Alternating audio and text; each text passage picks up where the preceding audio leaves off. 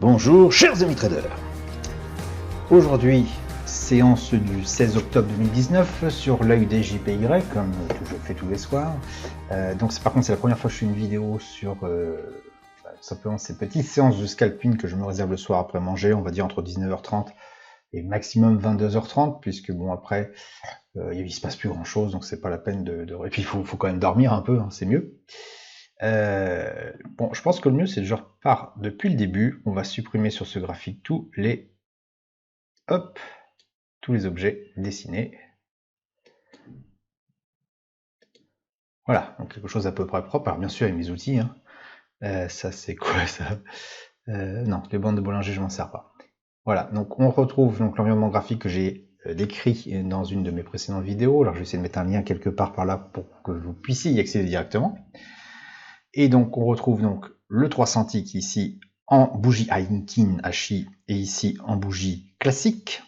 Ici le 15 minutes, on va dire l'unité de temps supérieure, même si on aurait pu mettre 5 minutes, hein, bon, c'est une question de choix. Et là l'unité de temps 1 heure qui est un petit peu plus élevée, qui donne un peu le contexte, on va dire, de la tendance beaucoup plus long terme. Il m'arrive parfois aussi d'avoir le graphique 100 ticks à côté, donc hors du champ de votre caméra, là, de la caméra.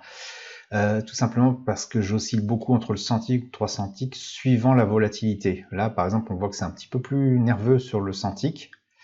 Et ici, un petit peu moins du coup sur le 300 ticks.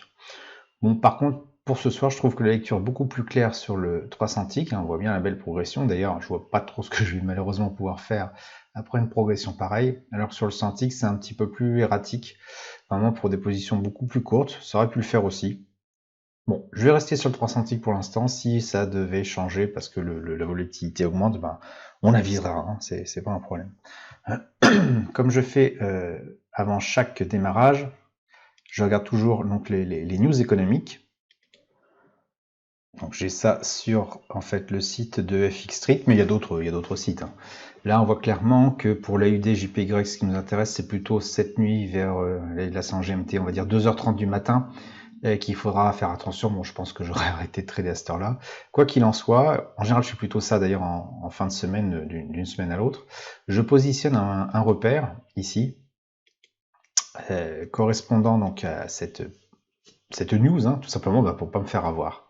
Donc on a dit le 16 octobre, 2h30 du matin, c'est plutôt le 17 du coup, 17 octobre. Ah, il veut pas. Hop.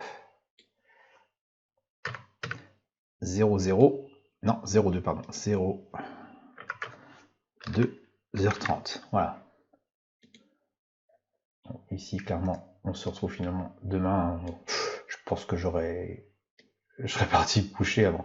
Quoi qu'il en soit, c'est important d'avoir quand même toutes les news repérées de manière visuelle verticalement ici sur les graphiques, parce que tout simplement, lorsqu'on va se retrouver un petit peu plus tard, on n'y est pas, mais oui, c'est dans le futur sur les ticks, je peux pas le faire voir, mais lorsqu'on va se retrouver à proximité d'ici, il pourrait se passer des choses qui pourraient très bien nous faire de gros dégâts sur notre capital, donc il n'y a aucun intérêt à rester en position. Les autres points que je regarde, tout simplement en passant du l'unité de temps la plus longue à la plus courte, donc là je prends celle d'une heure, idéalement, tiens, on va le faire, il faudrait partir sur au moins le monthly.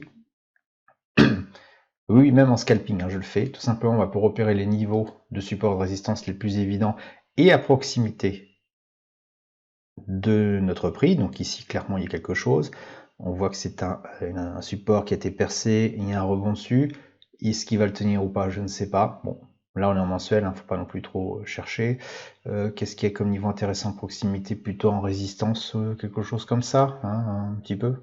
Bon, je vais pas tous les mettre, hein, parce que souvent, il m'arrive d'ailleurs d'effacer mes graphiques.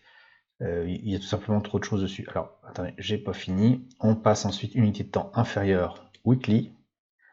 Même principe, est-ce que j'ai des choses? Oui, ici, on a quelque chose un petit peu plus à proximité en unité de temps inférieure. Bon, ici, effectivement, on a eu un précédent impact là-dessus. On peut éventuellement le mettre. Bon, je sais pas, c'est pas non plus super pertinent. Je vais plutôt descendre encore en daily. Ah, là, c'est beaucoup plus pertinent. Vous voyez, comme quoi c'est important de descendre vraiment au niveau des unités de temps. Ici, on voit qu'il y a quelque chose.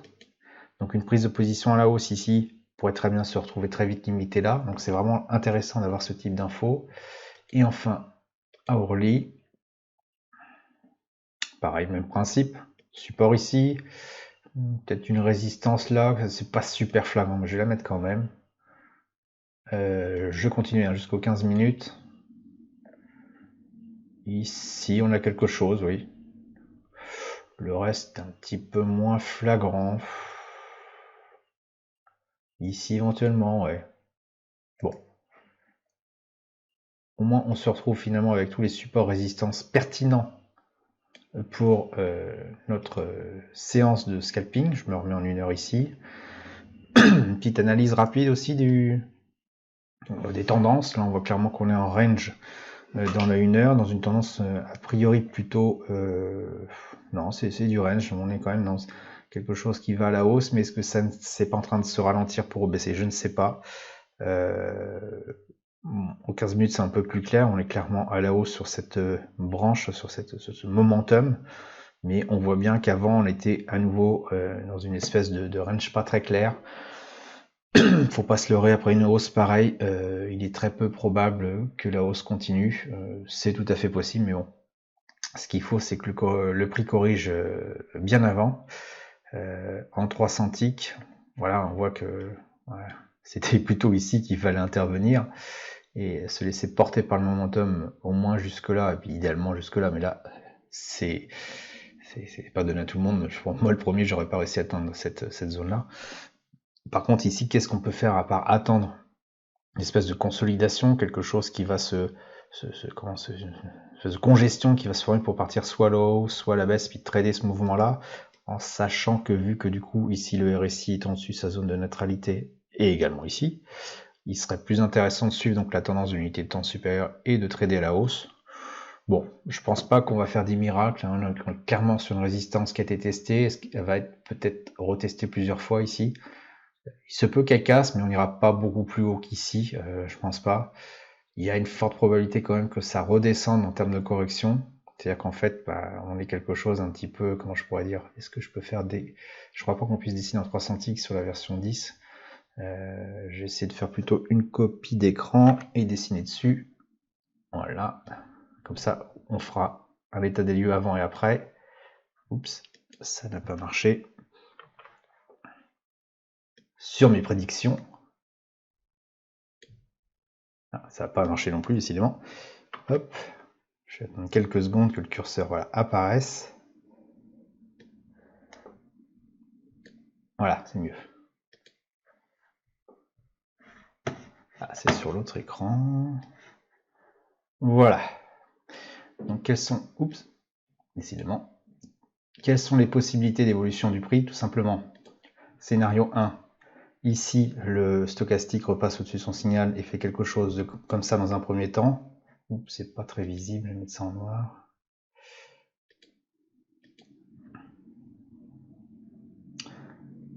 Hop.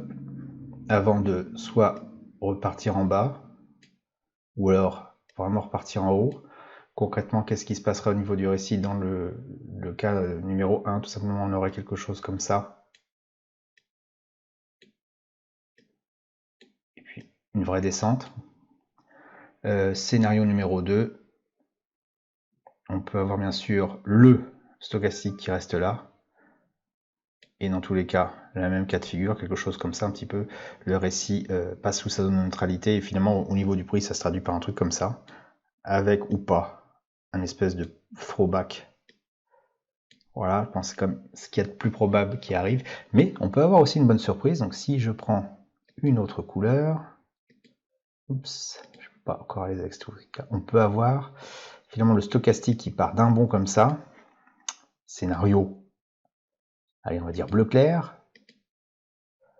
Au niveau du RSI, ça correspond à un rebond ici. Et le prix tout simplement fait quelque chose comme ça. Admettons qu'on se mette sur ce scénario-là, même si c'est pas forcément le plus probable. Pourquoi je dis que c'est quand même mieux de prendre ce type de choses-là? Bien tout simplement parce que le RSI dans la zone de neutralité ici est quand même bien au-dessus des zones des 50. De même ici, donc la tendance reste légèrement haussière quoi qu'on en dise, même si en unité de temps supérieure, on voit bien qu'on est en range, on est quand même dans la partie montante de cette espèce de range. Qu'est-ce qu'il y a d'autre d'intéressant aussi? Il y a une belle divergence baissière ici. qu'est-ce que c'est? C'est concrètement le prix fait un plus haut, mais le RSI, puisque moi je me plie essentiellement là-dessus, ne fait pas un plus haut, voire même fait un plus bas. Dans ces cas-là, tant que le prix n'a pas cassé la zone de neutralité et fait quelque chose un petit peu comme ça, toc toc, là il validerait en fait la divergence baissière, là on irait vraiment à la baisse de manière assez brutale. Et bien, tant que ça c'est pas fait, on a une petite possibilité que le prix tout simplement reparte vers la haut, que le RSI pardon, reparte vers la haut, invalidant ainsi la divergence baissière, et ça peut repartir du coup assez vite à la hausse. Prenons donc cette hypothèse-là. Pour l'instant, on ne sait pas ce qui va se passer, on est vraiment en mode attente. Concrètement, comment ça se passerait? Si tout de suite j'avais mon signal, je partirais sur quelque chose comme ça, donc mon stop loss à 3 ATR. Je pense qu'on attendra une cassure à peu près à ce niveau-là, puisque en fait, si on regarde bien, non, c'est pas si clair que ça, hein. Si on regarde bien, là on a peut-être une mini-zone, quelque chose comme ça. Si le prix congestionne un peu en dessous, reste sous la partie bleue, je peux pas l'étendre dans le temps, j'ai pas la bonne version de Pro Real Time, et il recasse après, là on aurait clairement un signal d'entrée, donc on aurait quelque chose comme ça un petit peu, je vais mettre dans le futur quand même, un truc comme ça, stop loss ici, cours d'entrée à peu près là, bon ça c'est plus pour le fun, puisque moi mon idée c'est de suivre un momentum. On se rend bien compte quand même qu'on aurait du mal à aller beaucoup plus haut que cette zone-là, donc je pense que mettre exceptionnellement une prise de profit dans cette zone-là me paraîtrait tout à fait raisonnable, surtout sur une petite période de 1, 2, voire maximum 3 heures de scalping. Maintenant, si on est dans ce scénario-là, quelle serait ma taille de position? Donc moi j'utilise une petite calculatrice fait maison pour ça, tout simplement parce que LMAX n'est pas très pratique, en tout cas en termes d'outils là-dedans. Donc voici, je suis en toute transparence avec vous. Un capital de ce montant-là, le risque de 1% de mon capital, hein, ça correspond à mon challenge. On aurait un cours d'entrée donc de 73 466, on a eu des JPY, pour un stop loss de 73 389. Take profit, je mets n'importe quoi, mais bon, là c'est n'importe quoi, on peut mettre un truc comme ça, mais pour le fun, quoi. Je calculerai, alors la taille d'allo doit pas être correcte, hein. Là ça fait plutôt 7,70 pips, parce que 700 pips c'est pas possible. Une taille de position de 3 lots. Donc voilà, si je devais passer une position, et je vais essayer de vous montrer ce que ça donnerait sur NMAX, ça serait quelque chose comme ça. Je mettrais donc quantité 3 lots. Alors en pratique, moi j'aime pas avoir un levier supérieur à 5, donc là ça nous amènerait plutôt à un lot 50. Vous allez me dire, ça ramène le risque à 0,5%. Bon, peu importe, voilà, mes principes c'est effectivement 1% de risque, mais un levier inférieur à 5, au-delà c'est suicidaire. Enfin moi je trouve que c'est suicidaire, hein. Tout simplement l'idée c'est de faire un maximum de trades, d'acquérir l'expérience, et pas forcément de se cramer le compte dès le départ. Donc on a dit en termes de... Voilà, 7,70. Alors, avec LMAX, on peut vérifier tout simplement en mettant un ordre limite au cours d'entrée qui nous intéresse. 73 466 nous amènerait effectivement à un stop loss de 73 389. Normalement, je ne mets pas de profit target. Je vais en mettre un aussi quand même. On vérifie qu'on a bien 73 596 à l'achat. Voilà, donc je reste plutôt en stand-by. J'attends que ce scénario se produise. Hop, je cache ça. Petite fenêtre pour faire patienter en 100 pips, en 100 ticks, un petit peu plus réactif, donc bon, plus intéressant à suivre. Je vais mettre la vidéo en pause parce qu'il risque de rien se passer pendant un petit moment. Et puis dès que ça revient, eh bien, je fais tout simplement un comeback et je rallume la vidéo. À tout de suite. Donc voilà, il s'est écoulé quelques minutes, bon, rien de bien particulier. En 100 ticks, le signal est un petit peu plus intéressant, déjà parce que ça bouge un petit peu plus vite. Et surtout, voilà, ce qu'on peut voir, c'est que le RSI est en dessous de sa zone de neutralité et se sert de sa zone de neutralité, c'est-à-dire la zone des 50, comme d'une résistance. Pouf, il rebondit dessus plusieurs fois. À un moment donné, bon, ça peut continuer, hein, mais si on a un signal, c'est-à-dire que le RSI passe au-dessus de sa zone de neutralité en Santic, fait un espèce de pullback dessus avant de repartir, ça sera un signal, je pense, intéressant pour regarder en 3 Santic et entrer en position. Pour l'instant, on n'y est pas du tout, donc stand-by. A tout de suite. De retour à nouveau là sur le graphique, on a une petite évolution, une très légère cassure ici du RSI, mais vraiment pas assez importante pour qu'on puisse en faire quoi que ce soit, si ce n'est que ça veut dire que c'est en train de bouger. Hein. Je suis toujours en Santic, donc un petit peu en zoom par rapport à ma position normale qui est censée être du 3 Santic, c'est-à-dire hop, ici, pour lequel là pour l'instant on a clairement quelque chose de flat qui est en train de se produire. Je vais essayer de zoomer un petit peu quand même.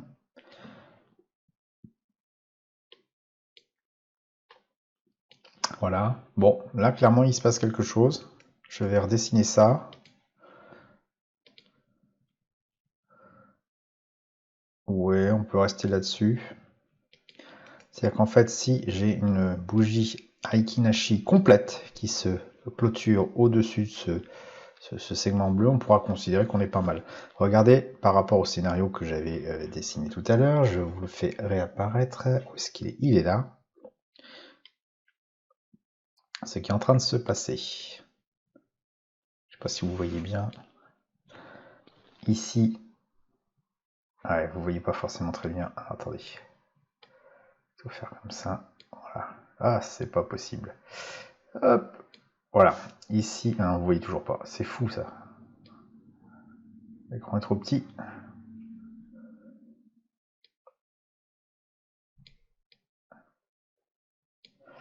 Bon, je vais pas y arriver, mais en gros, j'avais prévu éventuellement, et vous pouvez le voir d'ailleurs sur l'article, que le stochastique repartirait dans le scénario bleu vers le haut, et donc un RSI qui rebondirait.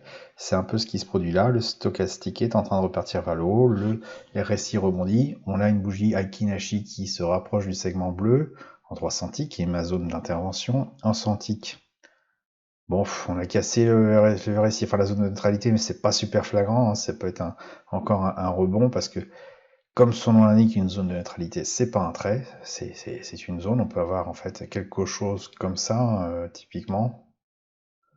Voilà, ça peut rebondir là, repartir vers le bas. Ici, plutôt quelque chose comme ça. Voilà. Tant qu'on reste dans ce triangle-là, on peut considérer que on est toujours en dessous de la zone de neutralité. Du coup, on voit plus rien. Donc c'est pas super parlant. Maintenant, on se rapproche quand même de mes conditions d'entrée. Je m'apprête à dégainer. Si la bougie se termine au-dessus du segment bleu, ce qui est le cas tout de suite, mais elle n'est pas terminée, alors j'entrerai en position pour 1,5 lot.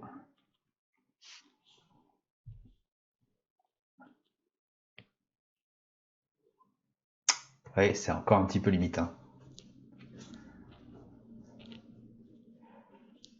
Et je regarde vraiment la clôture de la bougie Aikinashi, hein, et non pas ici le breakout qui a déjà eu lieu. Qui d'ailleurs est en train... Je pense que je suis pas le seul en train d'observer ce qui est en train de se passer là. Je m'apprête à dégainer.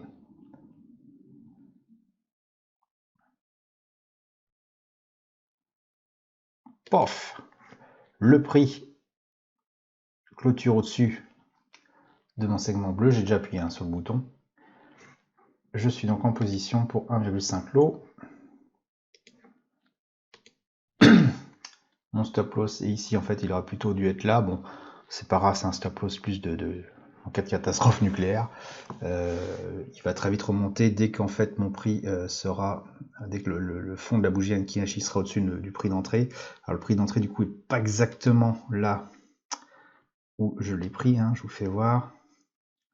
Il est à 73 486. Donc on va le mettre dans cette zone là. Bon, le stop loss idéalement doit être là, 73 486. Hop. Voilà. Oups. C'est pas facile avec une souris. Hop, je vais pas y arriver. Et vous voyez, pendant ce temps-là, le prix bouge. Hein. C'est assez stressant. 486. 486. Voilà, en fait, c'est important d'avoir ça parce qu'au moins, on sait quand la bougie Ankinashi, s'il y en a une, clôturera, enfin, le fond de la bougie sera au-dessus de mon cours d'entrée. Alors à ce moment-là, j'activerai le stop loss suiveur, c'est-à-dire en gros, je remonterai mon stop loss sur le fond de la dernière bougie Ankinashi pour profiter d'un momentum. Bon, pour l'instant, je suis en position où on attend. On est de retour donc sur le prix, hein, c'est en train de monter bien, très bien même. On n'est pas encore prêt d'activer le stop loss suiveur. Il faut bien sûr que le fond de la bougie soit au-dessus de mon cours d'entrée. C'est dans ma stratégie, hein, je vous invite à aller la revoir. À ce moment-là, qu'est-ce qui se passera? Eh bien, tout simplement, le stop qui est à peu près ici sera remonté. Alors, bon, ici pour l'instant, hein, mais en fait, s'il y a une bougie qui se fait ici, à 73 491 et qui fait un nouveau plus haut, je mettrai le stop loss à 73 491 et serai donc en très très léger gain. En fait, je serai même à 0 à un break-even, mais au moins ça me fera un trade gratuit. Donc là, on patiente, c'est en train de bouger. Vous voyez comment ça bouge, hein? Pouf! Le 3 centiques pour moi, souvent il est très bien. Dès que ça s'excite sur la UDJPY, c'est assez brutal, donc le centique serait trop agressif, hein, trop difficile à suivre. Voilà, ça bouge. Je pense que la prochaine bougie, elle devrait être bien au-dessus de mon cours d'entrée. Pouf, oui. Alors, il faut pas non plus paniquer, hein. Regardez ce que ça fait comme gain. 3 euros, hein, c'est pas... C'est pour ça que c'est intéressant, parce que c'est au niveau technique, on affine un petit peu sa stratégie, sa façon de faire, sans forcément prendre des grands risques, hein. À ce rythme-là, je pense que même dans 3 ans, si je perdais à chaque fois, j'aurai encore de l'argent, hein, sur ce compte. Bien se rappeler ici qu'on est sur une résistance qui est en train d'être percée, uniquement percée. Il peut très bien avoir un phénomène de rejet, hein. Donc il faut... Un vrai scalper aurait déjà pris comment je dirais, ses profits. Moi, j'applique ma stratégie, point barre, puisque je vais l'appliquer après sur du plus long terme, et je ne veux pas déroger à ce que je me suis créé comme règle, hein, pour vraiment simplement appliquer mon plan et puis voir ce qui se passe, est-ce qu'il est viable.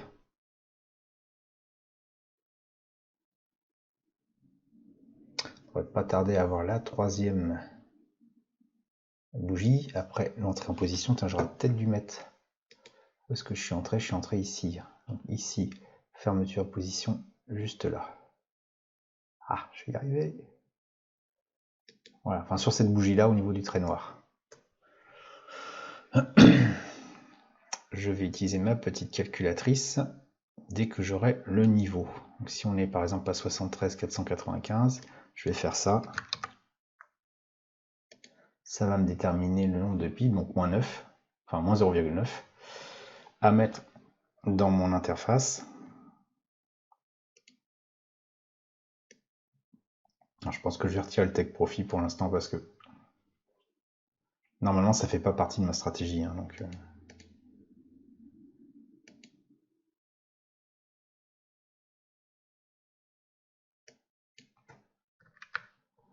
pour l'instant je suis à quelque chose comme ça, hein. Oups, bêtise. Donc toujours prêt à clôturer ma position s'il y avait un pépin et prêt à modifier mon stop loss dès qu'il va être activé. C'est pas encore le cas puisque je n'ai pas encore de nouvelle bougie avec un fond plat qui se trouve au-dessus de la zone d'entrée. Ça devrait plus tarder. Suspense. Vous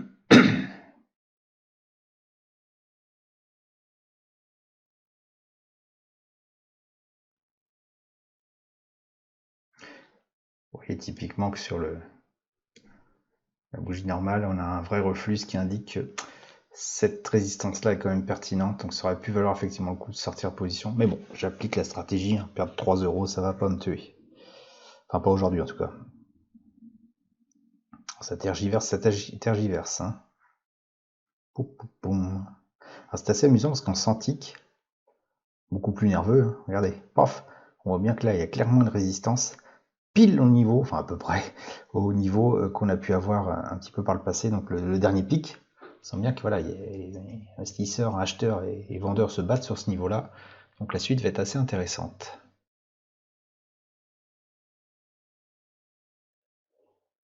Voilà, donc la bougie s'est formée, on va attendre qu'elle soit complètement finalisée, mais si elle est bien à fond plat, elle sera à 73 490.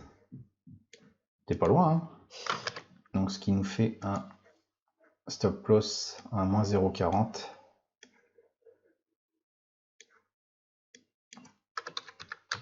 Ne pas oublier le moins. Ce qui veut dire que j'assurerai un profit quoi qu'il arrive. Alors bien sûr, il faut qu'il y ait un nouveau plus haut qui se forme. Je ne fais qu'activer mon stop loss suiveur, ça ne veut pas dire que je remonte tout de suite mon cours. Par contre, comme mon stop loss suiveur est activé, si je vois que ça part en dessous de mon cours d'entrée, je vais certainement pas traîner à fermer la position. On est quand même en gain, 1,99 €, ça paye le café. J'y tiens mon café, je vais pas le paumer quand même, hein.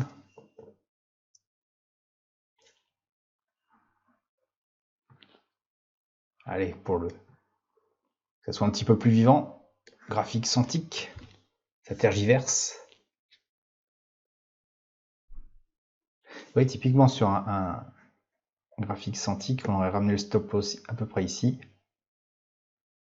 laissant un peu sa chance au trade à savoir ce qui va repartir ou pas, et s'il touche là, bah, c'est sorti de position, 73 495. Voilà. Bon, là on est en 3 centiques, on va pas s'amuser à jouer, changer les règles du jeu. Par contre, je fais attention à ne pas laisser mon prix redevenir négatif. Question de principe, quand on est gagnant, on ne laisse pas un trade devenir perdant. Donc j'ai le doigt sur le bouton pour clôturer la position si je vois que ça part en sucette.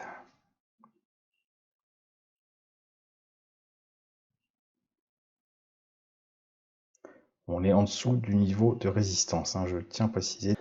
Voilà, nouvelle bougie. Elle ne forme pas encore un plus haut. Hop, ça y est, elle vient de faire un plus haut, donc ça veut dire que le fond de la bouteille, le fond de la bougie est à 73 499, ce qui me fait un stop loss à moins 1,30.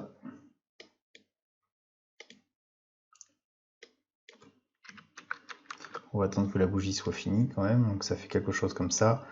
Moins, attention, ça piège. Donc dès que cette bougie sera terminée, en cliquant sur confirmer, j'aurai un trade gratuit, légèrement gagnant. Et après, il suffit d'accompagner le trade. Au mieux jusqu'au take profit, et puis au pire jusqu'à ce que le momentum cesse, en sachant qu'il peut aller au-delà du take profit. Mais bon, voilà, on a défini un plan, on ne change pas en cours de route.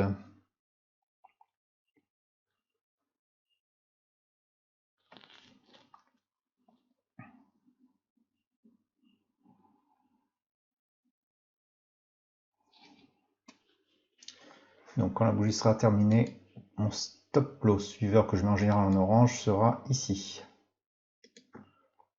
Il peut être déclenché même lorsqu'on est un peu loin du cours, simplement parce qu'il y a le spread, hein, qui peut intervenir, parce qu'on est quand même en 3 centiques, donc c'est un petit peu...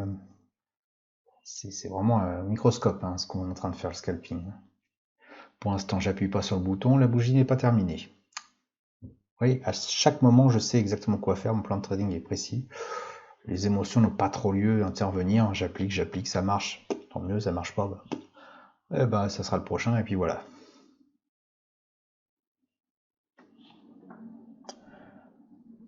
Ensuite, 38 minutes d'enregistrement, et je vous ai coupé quelques séances un petit peu longues. Vous voyez, scalping, c'est vraiment du travail de longue haleine, quoi qu'on en dise.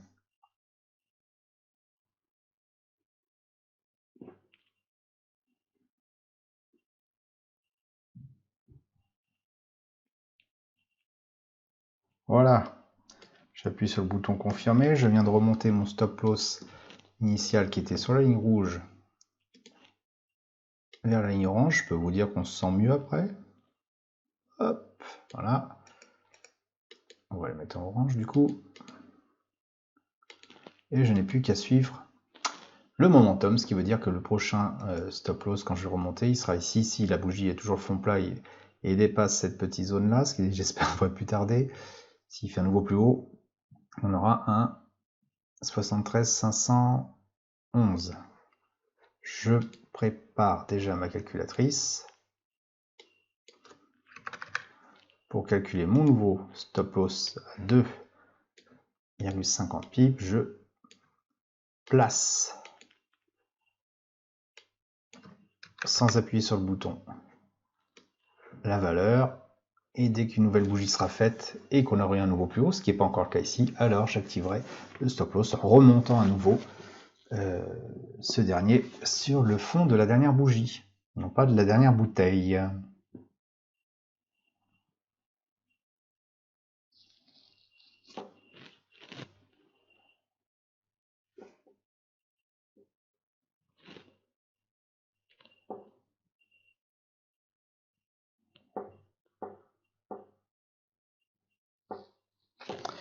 Bon, bah là, c'est clair,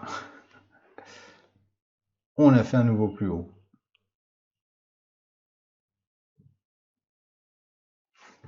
Donc on va pouvoir remonter hop, voilà, dès qu'on aura une nouvelle bougie.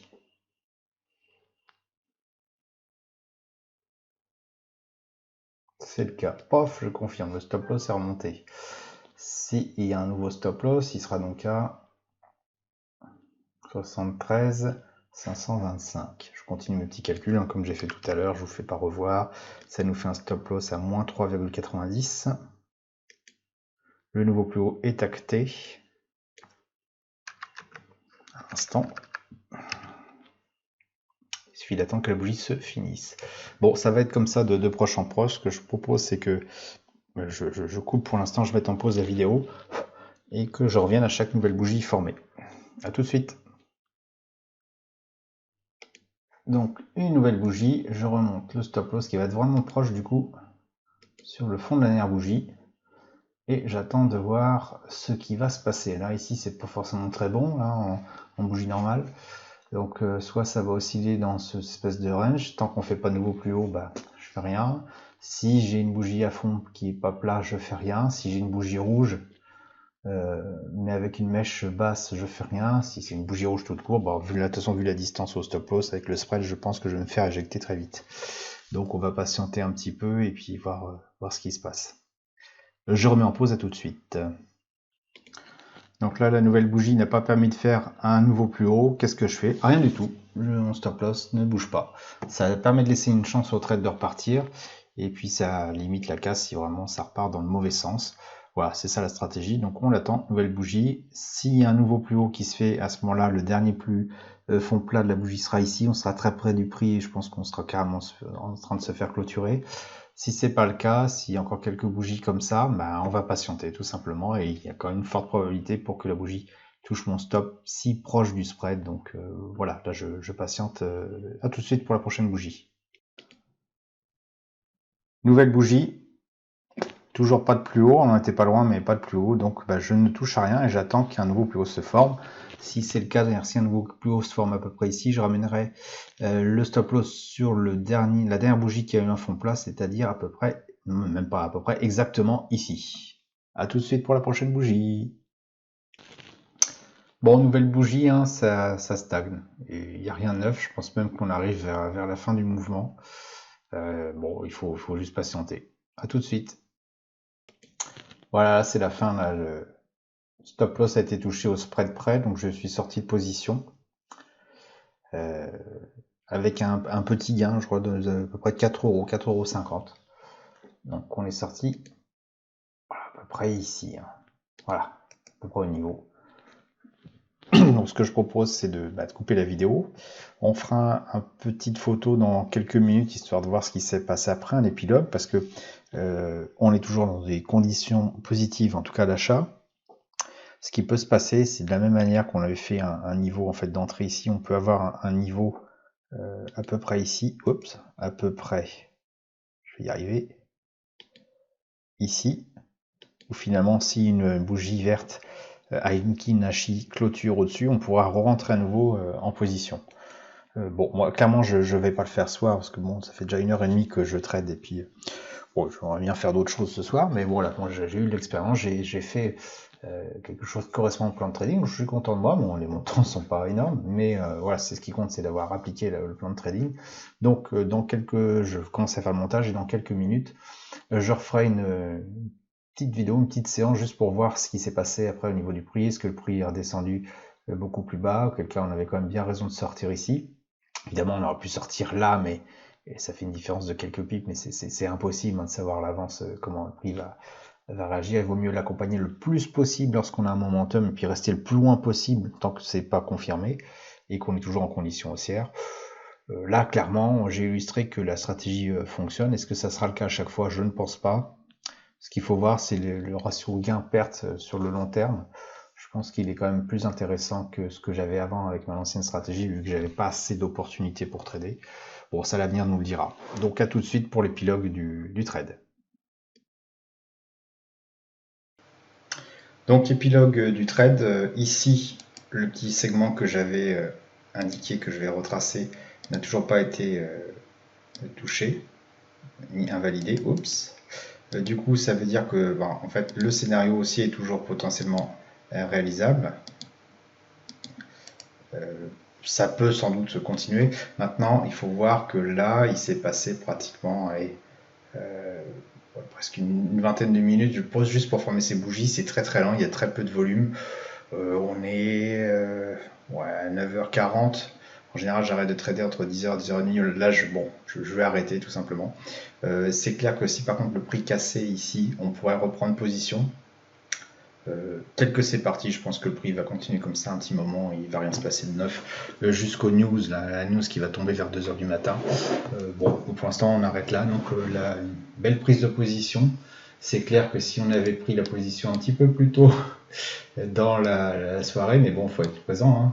Enfin la soirée, 4h de l'après-midi, bon, on aurait eu un beau momentum, un bel élan. Voilà, on fait en fonction de ce qu'il y a tout simplement, et c'est déjà beau en fait qu'il y ait un deuxième mouvement dont on ait pu profiter dans ces conditions-là. Voilà, j'espère que ça vous a plu, que ça vous a intéressé, que vous avez appris des choses. N'hésitez pas à mettre un pouce bleu et à vous abonner à la chaîne pour voir quand je mettrai d'autres vidéos un petit peu plus explicites. Je montrerai certainement des cas aussi, ça va m'arriver, où c'est un échec, et donc c'est important de voir quelle est la méthodologie, le mindset à avoir à ce moment-là. Et donc je vous dis à très bientôt sur le blog grandiravecletrading.com.